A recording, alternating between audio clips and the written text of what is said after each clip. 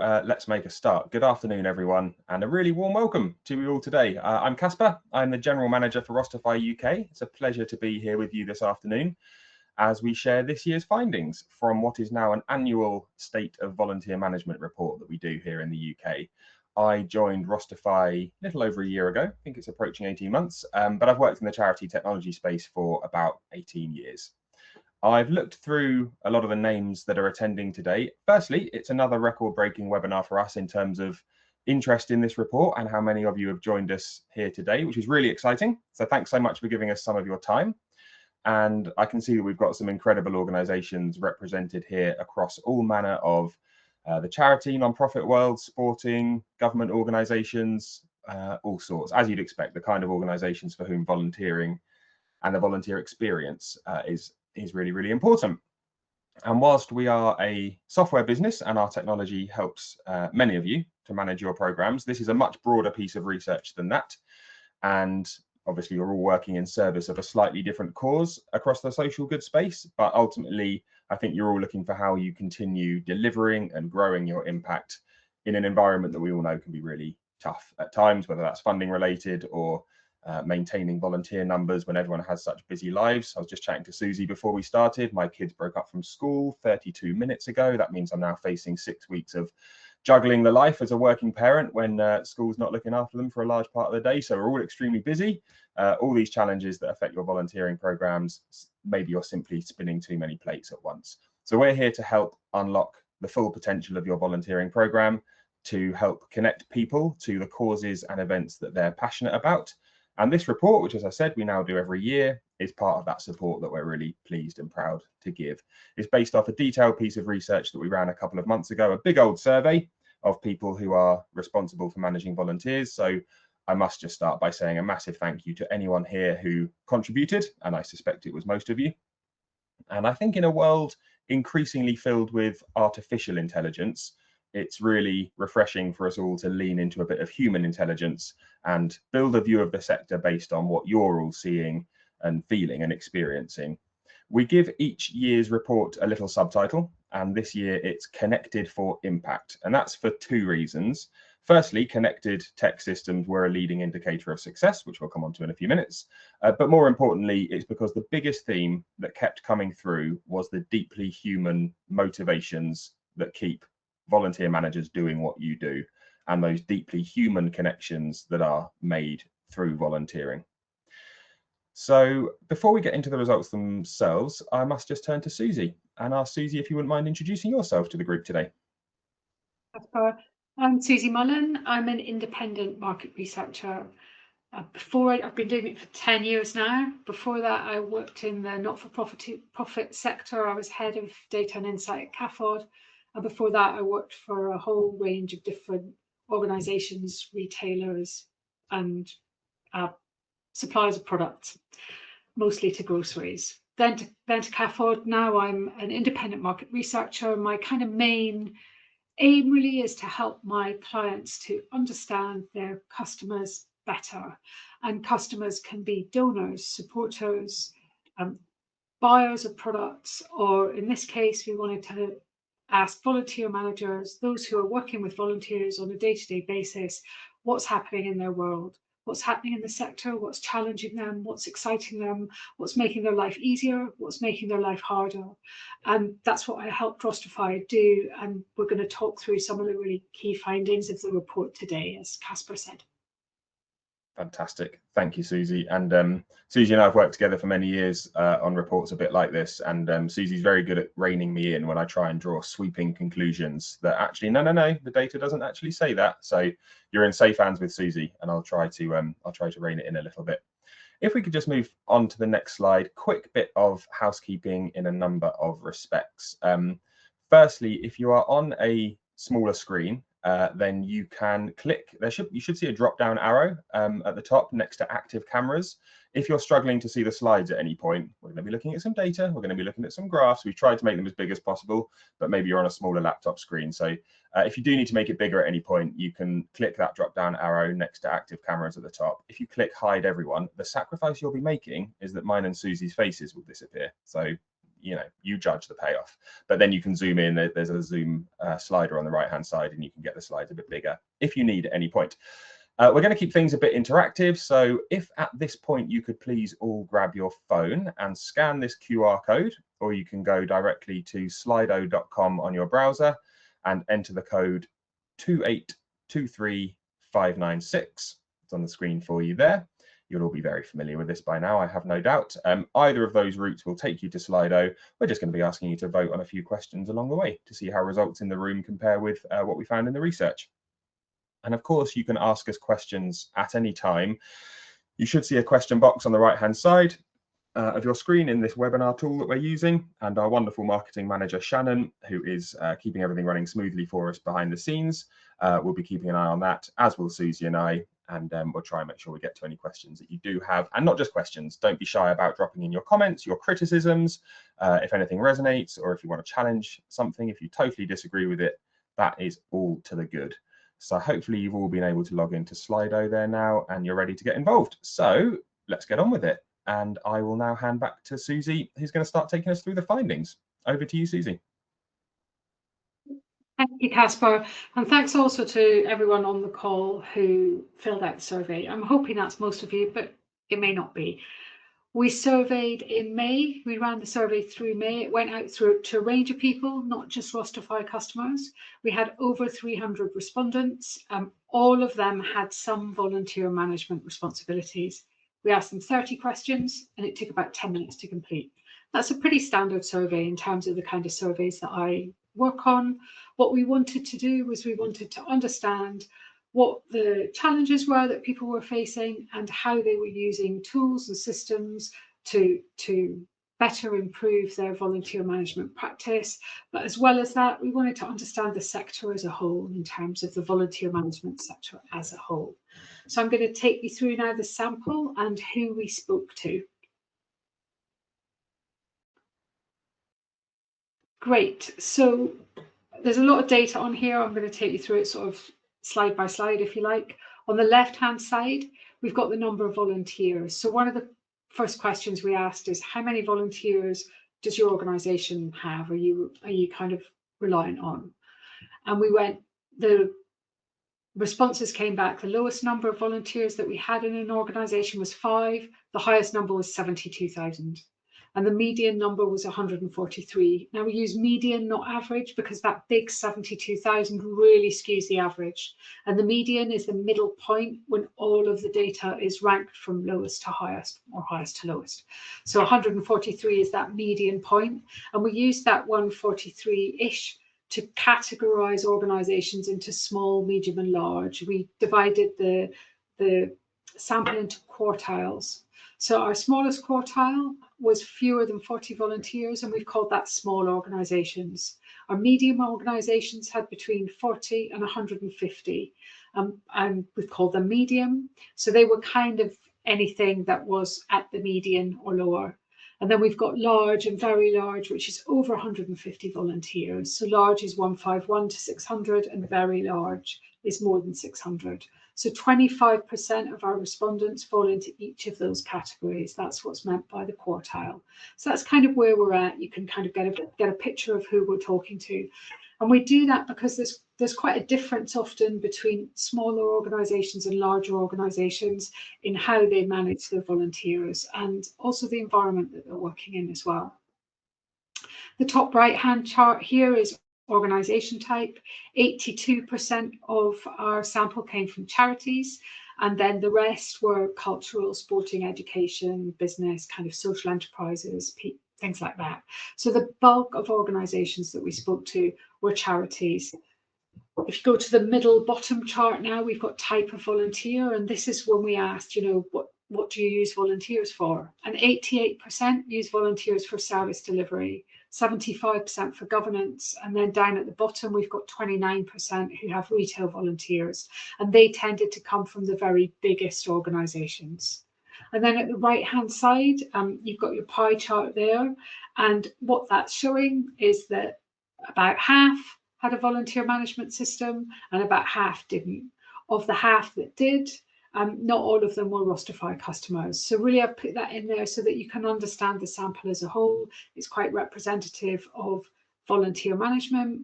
It's not just a customer sample. And now I'm going to go on and share some of the findings with you. Oh, I think we've got a Slido first. Oops, we've got a Slido first. So it'll be really interesting now if you could do this to tell us what, so that we understand who we're talking to.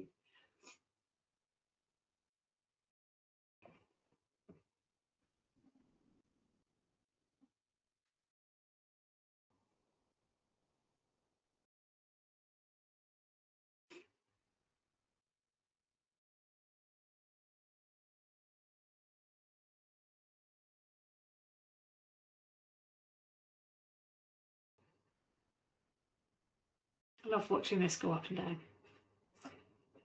Like data in action. Great. So we've got more. Lovely. So we're skewing here to the large and very large side of the, side of the sector. We've got only 10% of people who say that they've got less than 40 volunteers, whereas we've got 36, so over 2/3 who've got more than 600. So that's really interesting for me, so that I can kind of understand who the audience is and maybe what might interest you a little bit more than others. So if we can go to the next slide. Yeah, I'm going to talk you through the findings. We're going to get a kind of one sentence summary slide before I go on to the actual findings. And like last year, we found that volunteers are absolutely critical to mission, and engagement continues to be strong.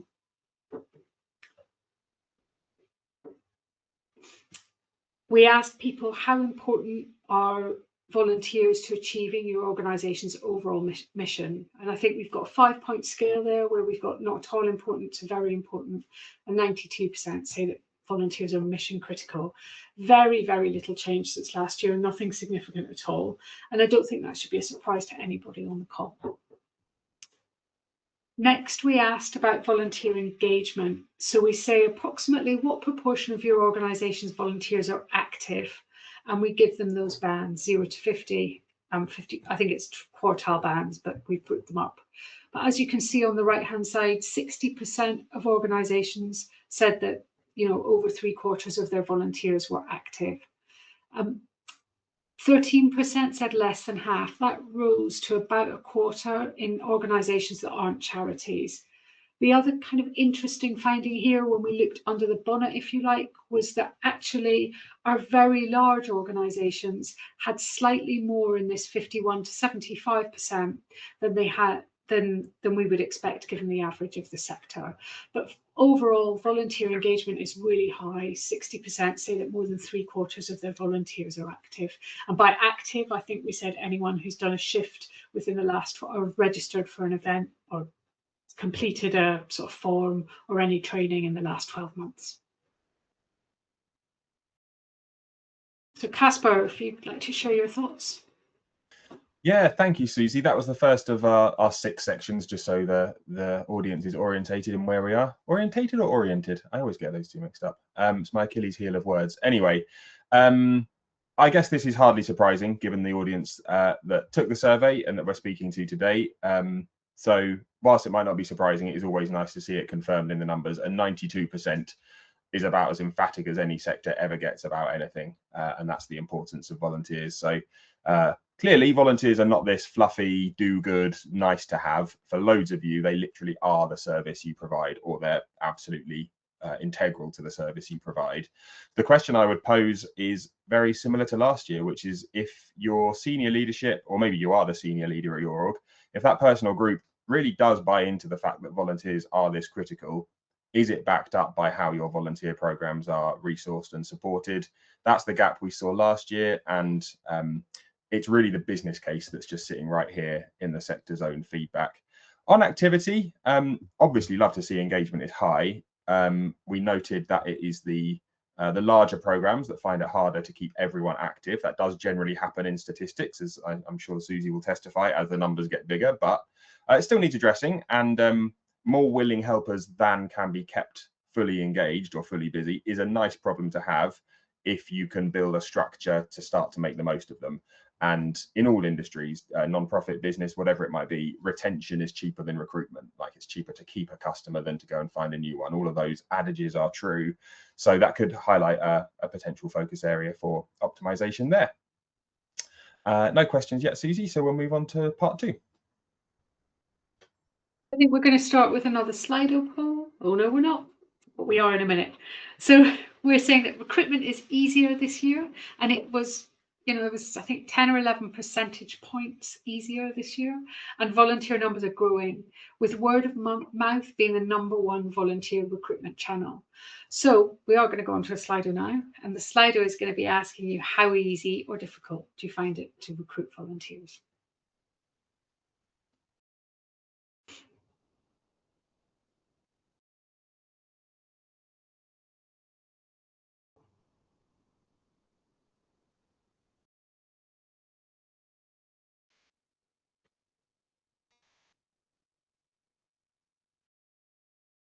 This is better than watching TV. This is great. Oh, for me, it's great. Honestly, this is just like data in action.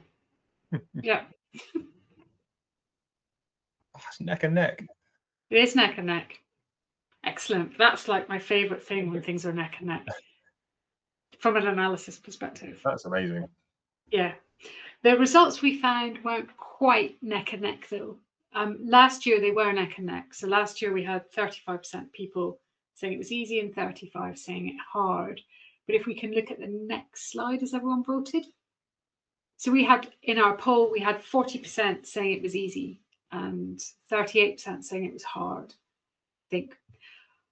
This year, we got 46% saying it was easy and 32% saying it was hard. And what you can see if you compare the light blue to the dark blue is that this year, 11 percentage points is 11 percentage points higher than it was last year. And that's actually a significant increase. Statistically significant increase. So when something is statistically significant, I find it quite interesting. And the one thing that I really want to understand is, well, what is driving that? So I do a whole load of different analyses to try and identify, if all of the questions that were asked, what's the biggest driver of kind of ease of recruitment? And there wasn't a statistically significant driver, but what we did find was there were 2 variables that correlated really quite strongly with easy recruitment, those who found it easy to recruit. And those 2 things are having a solid and active volunteer base. And the second thing was the age of the volunteers. So if people had a large number of younger volunteers, they tended to say that it was easier to recruit. And moving on, in addition to finding it easy to recruit volunteers, almost half say volunteer numbers have increased. And this is a very similar proportion to last year. The reasons that people say when people say they find it, their volunteer numbers have increased, we ask them what's driving that or what's caused it. And there were 3 things that came up. The first thing is, well, our cause is current, it's popular, people are interested in it. That's top of the list. And then the 2 things underneath that are, we ran effective campaigns and also were adequately resourced to recruit volunteers. So they're the sort of 2 drivers of an increase in volunteer recruitment. They were the same drivers as last year as well. Great. And the next slide now.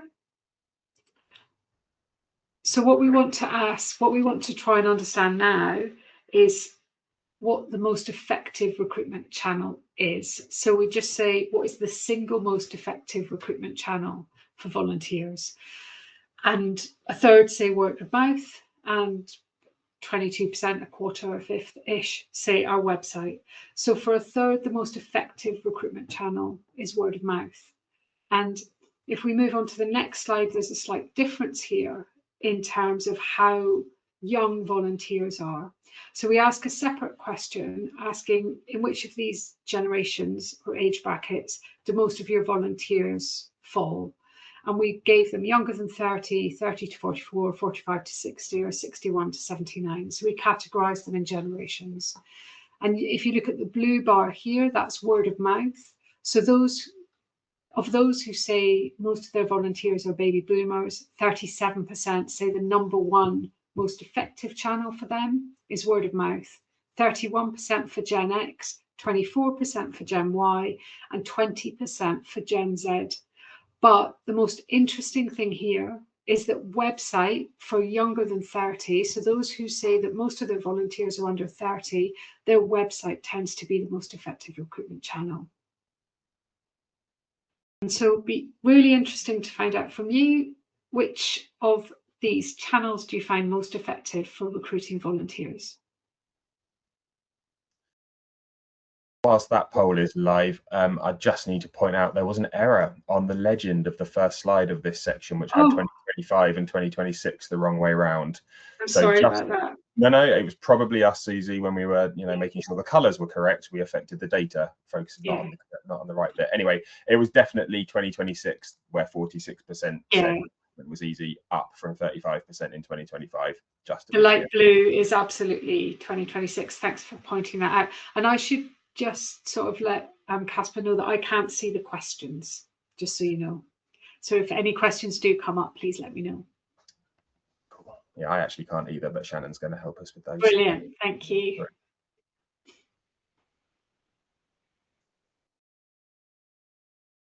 Great, so now we've got 41% of you say word of mouth and 34% of you say web is the most effective channel. And I really want to ask now, of those who say web, do your volunteers tend to be younger than average? But we haven't got a Slido in place for that. So I'll hand over, I think, to Casper to give his thoughts on this. Thank you, Susie. And we've had a question come in as well, which we can address here. So this section is genuinely encouraging once you've got the legend the right way around. A good chunk of the sector is telling us that recruitment is getting easier. So I think we should take the win. As I pointed out, Susie prevents me from drawing sweeping conclusions and making sure we're actually relying correctly on what the data is telling us. And as Susie went through, we can't point to just a single cause for that. Several data points, like our cause is popular right now, have created that maybe a tailwind of public goodwill. But we ran an effective campaign is right near the top of the list. That's fantastic. That shows that the strategy you're putting in place and then executing against it can and does and will have a tangible difference to your recruitment ability. There's possibly wider environmental causes, of course, and we shouldn't jump to too many optimistic conclusions, but let's enjoy that momentum and then build on it proactively. So I think there's a nice reason for positivity in that data finding there. Word of mouth has been asked about. There's a question: what conclusions are you able to draw about diversity in volunteering, given the significant use of word of mouth as a means of recruitment? What a superb question. That's a really insightful question. The word of mouth finding was one that we really landed on when we were looking through the analysis for the first time. Word of mouth is powerful. Clearly it works. But one of the most interesting things for us was that by definition, it recruits more of who you already have. If I can put it really bluntly, it's one reason why older programs stay older. It's just one reason, but it is quite an important one. Whereas the programs that are cracking under 30s recruitment are investing in their website and their digital experience. And I think it was 84% of them that are finding recruitment easy. That's not a coincidence. And it definitely speaks to diversity as well. So word of mouth, it's an effective channel, but by definition, it tends to recruit more of who you already have rather than more diverse groups, whether that's age group or any other form. So I think it comes back to what I said last year. I remember saying last year, we are in the attention economy. And I think every year that goes by, that only becomes more the case. More distractions, particularly digital distractions. And so getting involved with your volunteer program has to be easy and low friction and quick. And a lot of that happens most easily through your digital channels. Thank you for that, Susie. I think we're good to move on to the next section. Before we move on, questions come up about the question is, for those who can't see it, do organisations provide data or is it anecdotal? I'm curious as to how accurate recruitment demographics are provided. And just for context there, we don't pull in data from other sources. What we do instead is we ask a question, and the question that we asked about those recruitment statistics, we didn't ask about recruitment statistics. What we did was we said, in which of these categories are most of your volunteers? The question was much better worded than that, but people were able to select which generation most of their volunteers fell in. So what we're looking at in the previous section was actually where are most volunteers, and it's the group who have younger volunteers who tend to rely on web, and that group who said that they were mostly, most of their volunteers were younger, who also find it slightly easier to recruit as well. Great. So the next kind of big heading is that volunteer management is growing in visibility. And I have just got one slide on this, and the slide is the response to the question of where in your organisation does volunteering sit? So we asked about, it's a department in its own right, in ops or admin, HR, supporter services or fundraising. And 30% said it's a volunteer management is a department in its own right. And that, I think it was close to double the percentage compared with last year. And I found that really interesting because last year when we did ask for kind of verbatim questions, there was quite a lot of comments around people being positive about what they called often the professionalization of the sector, and that volunteer management is kind of finally getting recognition.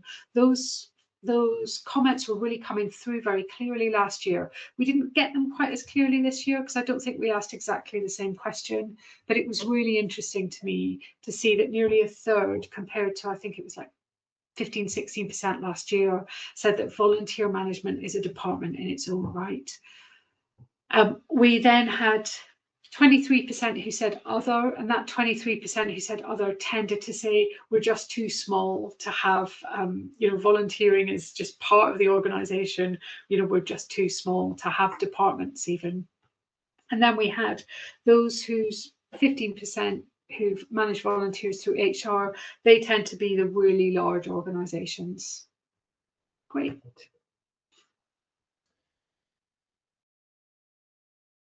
So I think I'm going to move on to Kat. Yeah, this is thanks, Susie. This is one of the most encouraging shifts in the whole report. Volunteer management earning its seat at the top table, if I put it like that, doubling as a standalone department in a year, again taking into account the sample, but that's really, really good. That's really encouraging. It's exactly the kind of professional recognition that this work deserves, and it's going to help you as you put forward funding cases and prove the return on the investment of previous years and start to turn that into an investment case going forward. Some of the frustrations that we heard at the equivalent to this in 2025 was about volunteering not being taken seriously, and that didn't really come through so much this year. So that's really, really great progress.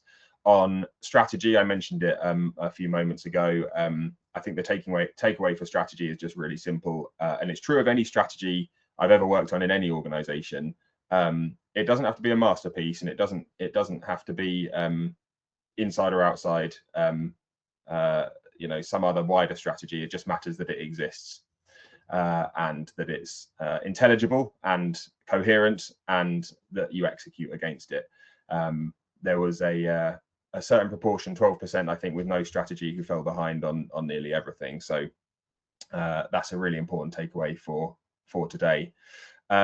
We had a couple of questions. One was a comment, and I take the comment, and we shall take it into account going forward, which is a reminder about volunteer brokerage services being a source of recruitment for volunteers, VCSE and CVS. I think my local is Volunteer Bucks platform. I live in Buckinghamshire. So these are important sources. Thank you for the correction. We'll make sure we include those going forward. And then, Susie, it's probably back a section, which is whether word of mouth is more prevalent as a key source of recruitment in larger organisations, or is that across the board? I think it was. Actually, as you were talking, confess that I was trying to sort of go back and scrabble into the data to see whether it was. I'm pretty sure it wasn't.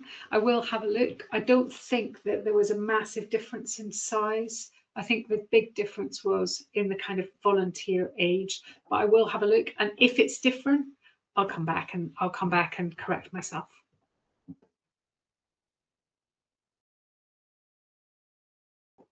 I was just, sorry, Susie, for the pause. Yeah, no worries. More questions that have come through. Comment rather than a question. Being a department in its own right, unfortunately, doesn't equal a seat at the top table, although I agree it's a positive step. Yep, that is a fair totally point. Agree. Yeah. Is the increase because the increase in organisations who responded this year have a volunteering department? That's a subtle difference from there being a general increase in volunteering departments overall. That's a really good point. I think it's a really, really interesting point. And I'd love to say, yes, that's definitely true, but that was one of the factors that we put into this driver analysis as well. So we did try and include volunteer management as a department in its own right as one of those drivers. And it didn't appear to be something that was really significantly driving that overall increase in volunteers. Great, thank you for that. And one other comment, whilst volunteering departments are generally a positive thing, being included in wider people teams can be more impactful when approaches and benefits are shared across volunteers and staff.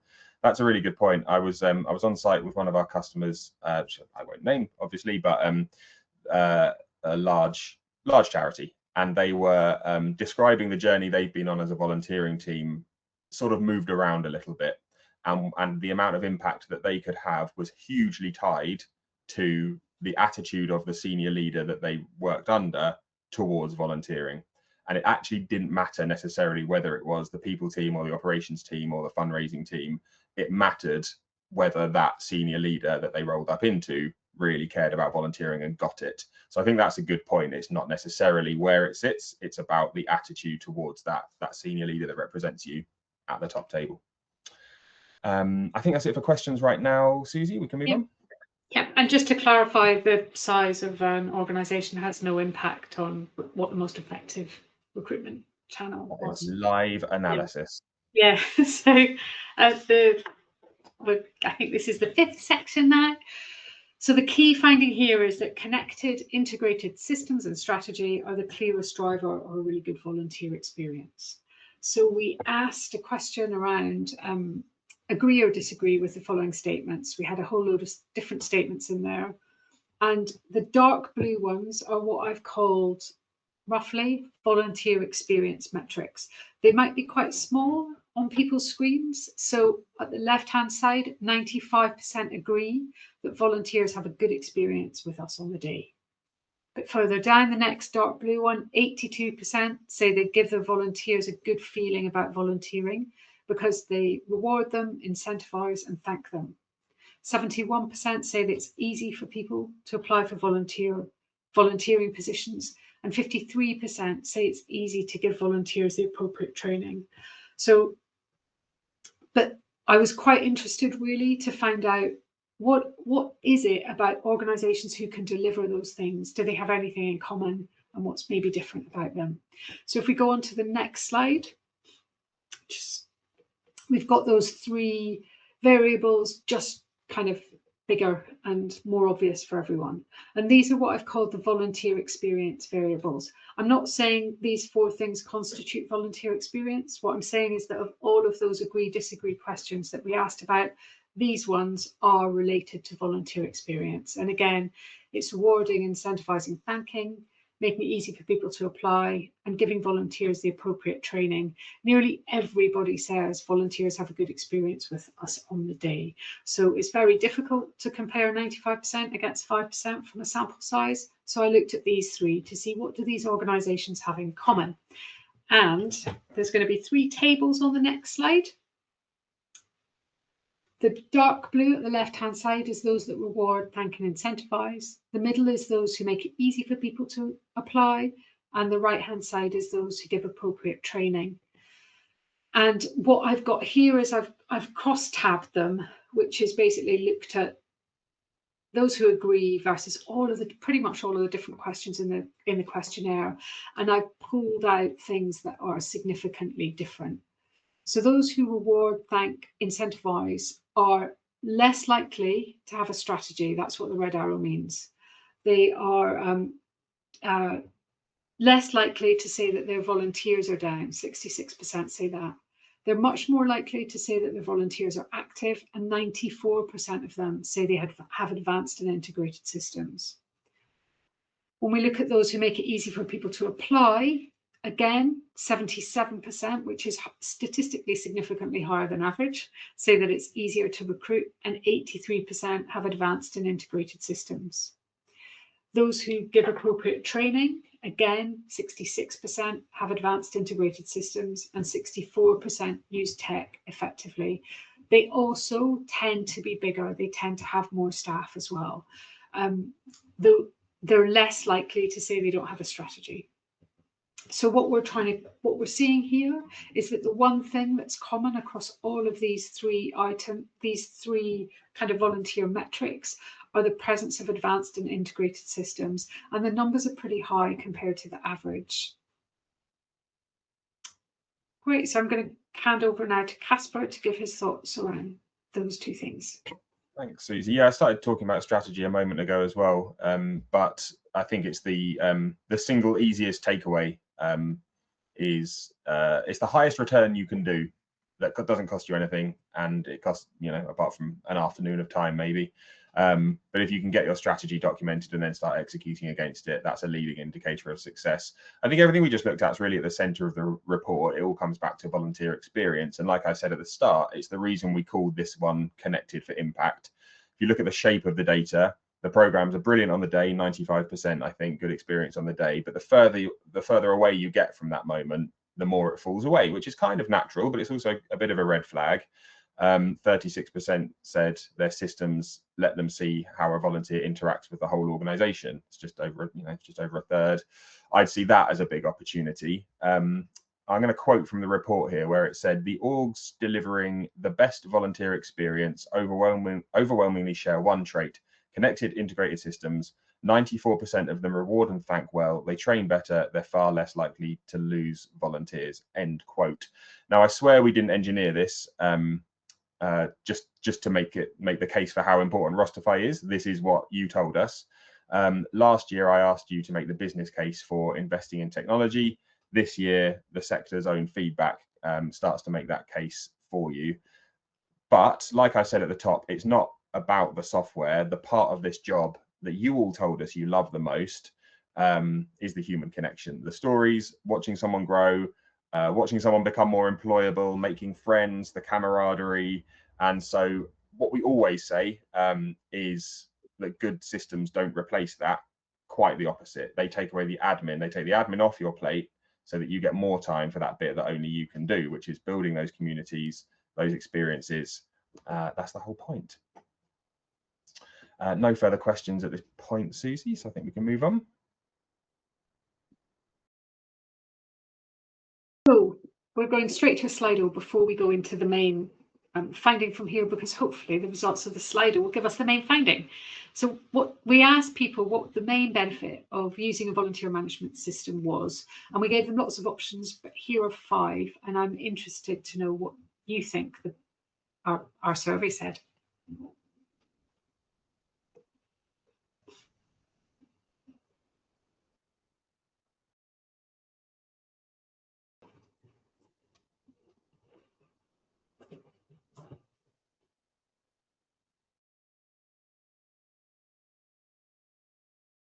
Interesting. So actually, what we found when we asked people was not quite this. We found that compliance was the #1 reason organisations wanted a VMS. And it was very close, compliance and efficiency. So if we go on to the next slide, we've got 82% of people, and people were able, unlike in the poll that we've just given you, where you're just allowed to select one thing, people were able to select multiple things. So what we've got here is 82% of people, when faced with a big list of things, chose compliance as well as probably as others, and 81% said increasing efficiency. So the biggest benefits of VMSs are compliance and increased efficiency. So over to you, Casper. Yeah, it's always good when you get a surprise, isn't it? And maybe this was only interesting to us as a purveyor of volunteer management software, but it was a genuine surprise that in the survey, unlike today when you could select multiple options, the #1 reason people want a VMS is compliance and oversight. I mean, it beat recruitment way down the list. So, challenged the hypothesis. I guess that's basically about safety. It's a first do no harm thing. Don't risk damage to the organization's brand. Keep people safe. No one wants to see their CEO on the front page of a newspaper for the wrong reason, and you're sending out these volunteers often under your brand identity. You need to know who they are and what they're doing. And we do see clearly loads of volunteer programs still running on spreadsheets, and that gives you basically none of that safety. And unfortunately, in this day and age. That's just a risk you have to take seriously, and that is presumably why it came out as on the survey, at least, as the #1 reason for getting a VMS. Obviously, efficiency gains are pretty much at or near the top of the list for the reason for getting any piece of software. So that kind of tallies. Yeah, no further questions at this point, Susie? Right, okay, so now we're on to sort of AI. Everyone's talking about AI. So, and it's really interesting for me that we're talking so much about AI, and what Casper said at the beginning is such a human sector, and these kind of human relationships are just so important. And what we found is AI has arrived, but it's quite quiet and it's quite narrow as well. So we're seeing that 54% of people say that they're using AI, and 46% say they're not using AI. AI users tended to have more than 150 volunteers, to be on that kind of bigger side, and they tended to use a VMS and have more paid staff, so they were generally a bit bigger. But if you look at the right-hand side, and we've got kind of AI uses, we gave people a long list of AI uses. These are just the top ones. The top 3 are writing. So people are using AI to write volunteer role descriptions, to write volunteer comms, to write social posts, and then to kind of create onboarding materials, to summarize things, create impact reports. But that's kind of what we're seeing. AI adoption is really early. Just over half are using it for writing. And that's common to what we see kind of, well, what I see broadly in the sector as a whole. AI usage is probably higher at an overall sector level, but definitely what people are using AI for tends to be kind of writing stuff, making it quicker to write and draft things. So Casper? Yeah, when we summarized it, we kind of said attitudes towards AI are neutral. And I don't know if that was quite the right way to put it, but attitudes towards AI are neutral.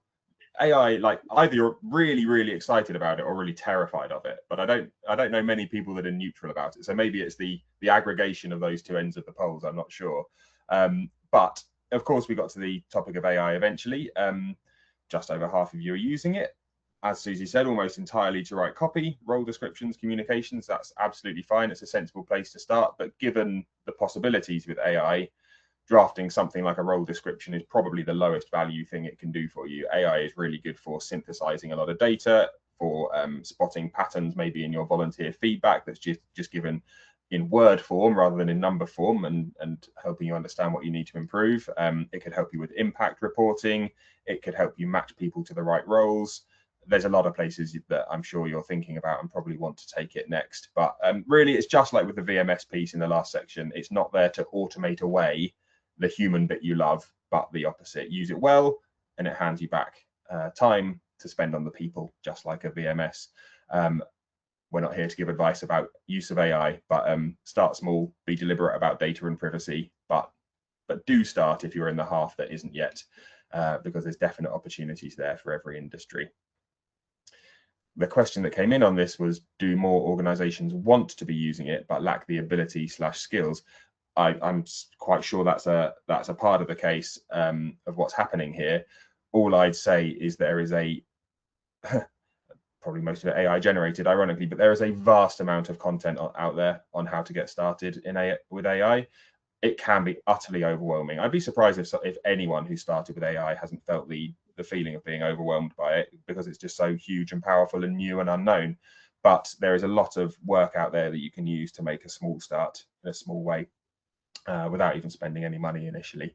So it's definitely something you want to get started with, even if it's a bit overwhelming, and even if you don't have the skills right now. The easiest way to learn with AI is to jump in and get stuck in. I haven't seen, maybe one more question actually, sorry, forgive me. I think it's a comment. In some ways, I'm not surprised AI usage is around copy, etc., as I suspect most people are using MS Copilot in a limited form. Using some of the more advanced and sophisticated tools is probably not possible due to volunteers involving organization IT policies. Again, I suspect you're absolutely right on that. If your IT policies, I'm going to hazard a guess we don't have anyone from an IT department on this call, forgive me if that's wrong. Their job is to keep the entire organization safe, and AI opens up a whole new avenue of risk. So it's their job to have policies that restrict the usage to a certain extent. Your job and the job of others who can get benefit out of it, let's say in this case it's for your volunteer programs, is to start to make the case for why that policy needs to be evolved and changed in a fully compliant and safe way. But you probably can't, at this point in mid-2026, be in a position where you can't make the most of AI tools to some extent. That was the final question that I can see. So I think we're 1 minute over. Look at that. That's pretty good, isn't it? So what we've given you today is pretty much a run through of some of the headlines. It is just a portion, so please download the full report if you haven't. 2 years of data now is starting to build a picture over time, a fairly consistent story. UK volunteering as a sector is resilient. We know that for sure. It's more valued than ever. That's fantastic to see. And this year it's also more optimistic, which is great. So recruitment is easing in some areas. Volunteer management as a profession being accepted for its importance within your organizations. And like I've said, running through all of it is the thing you told us you love the most, which is the people, the impact, the stories, the growth you see, the buzz that you genuinely can't get from looking at a phone all day. I have worked in the social good space for nearly 2 decades. Susie has spent many, many years in it as well. We know you're the backbone of UK society. The work you do is why we do what we do. And so let me just close by saying thank you to everyone on the call for everything you do. And with that, I wish you a pleasant rest of your day. Thank you so much, Susie, for all your work on the report and for joining us today to do the readout. Thank you, Shannon, behind the scenes. Sorry, Susie, go for it. No, I was just going to say thank you, that's all. Fantastic. And thank you, Shannon, behind the scenes for keeping us running today. And thank you all for attending. We'll send out the recording by the end of tomorrow. Thanks, everyone.